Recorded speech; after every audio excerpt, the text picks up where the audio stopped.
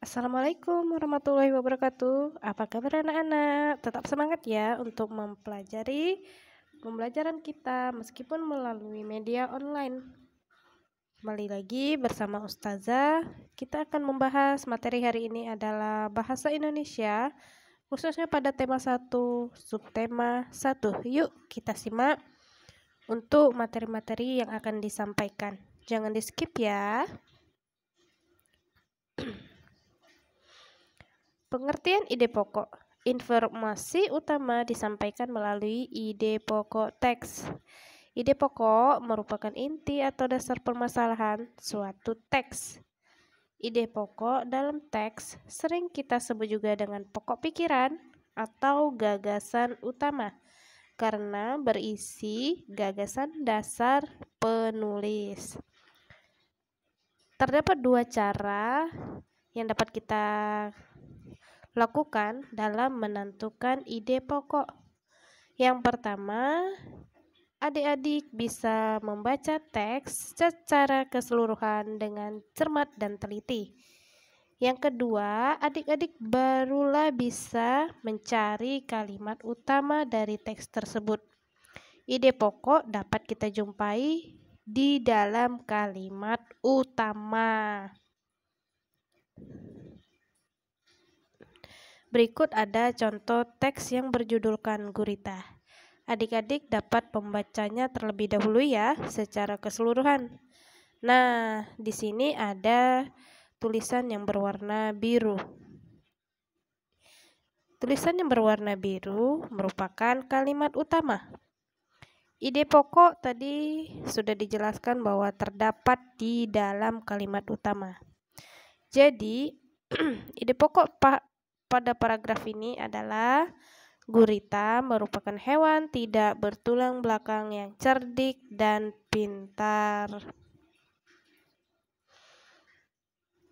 Dalam menentukan ide pokok pada kalimat utama, dalam suatu paragraf atau teks tertulis, ide pokok dapat kita jumpai dalam kalimat utama.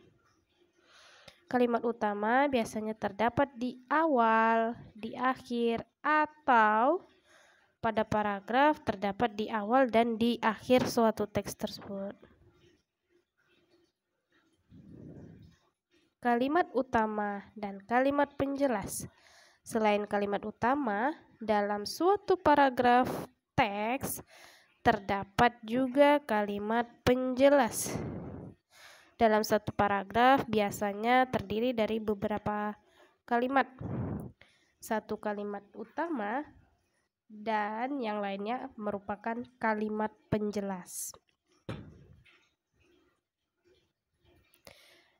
Adik-adik, mari kita baca contoh paragraf berikut. Nah, di sini ada tulisan yang berwarna merah muda dan berwarna hijau. Yang berwarna merah muda merupakan kalimat utama, sedangkan kalimat yang berwarna hijau merupakan kalimat penjelas.